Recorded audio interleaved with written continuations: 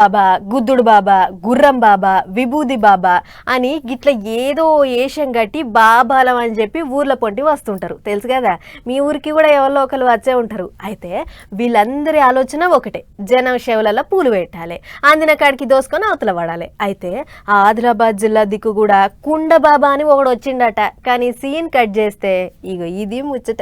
శిశి ఈ ఆదిలాబాద్ పోలీసులు గింత ఓరోలేనులు ఉండలేదమ్మా. పాపం పొట్టకూటి కోసం బాబా వేషం కడితే వాడిని తీసుకొచ్చి జైల్లో పెట్టిర్రు. గింత అన్యాయం ఉంటుందా చెప్పురు ఎక్కడన్నా? ఇగో గీడ కుండ దాని పక్క పెట్టి మూడు లెక్కన అవపడుతున్నాయి చూడు. ఇదేగా కుండ బాబా గాని భాగవతం. అసలు ముచ్చట ఏందంటే ఆదిలాబాద్ జిల్లా భీంపూర్ మండలం పిప్పలకోటి నుండే దర్శనాల రాజకుమార్ అంటోడు 3 ఏళ్ల సంది బాబా వేషం కడుతున్నాడట. ఇవన్నీ తోకమట్టి జై అని అంటానికి 7 మంది పనులు అండ్ల వాని బావ సూతుండట.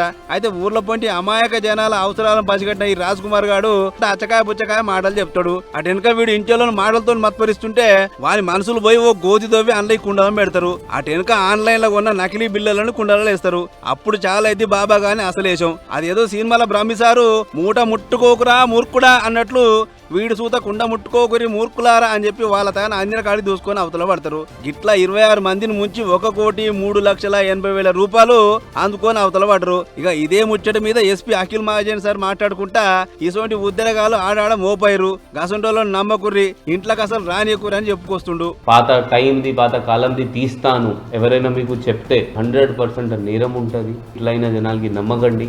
ఎవరైనా చేస్తే ఉంటున్నారంటే దయచేసి కంప్లైంట్ ఇవ్వండి. అదన్నట్లు ఇక ఏ సంఘటన బాబుగాంతో పాటు వాని పని మనసులో 7 మందిని అరెస్ట్ చేసిన పోలీసులు వాళ్ళ తాను నుంచి ఒక కారు, ఒక బైకు, 7 ఫోన్లు, నకిలీ బంగారు నాణ్యాలు, కుండలు, పూజకు వాడిన బట్టలు ఆయన గుంజుకుర్రు. మరి గుప్త నిధుల పేరుతో ఇళ్ల గోతులు తవ్వి కుండలు పెట్టినోడు ఆయనతో పోలీస్ టౌన్ లో సుతా పొక్కలు తవ్వి కుండలు పెట్టగాలే సారు, జర జాగ్రత్త, వాడు అసలే పెద్ద బాబా అని సలహాలు ఇస్తున్నారు. వాని కాడ ఏం మాయ లేదని పసిగట్టే జనాలు.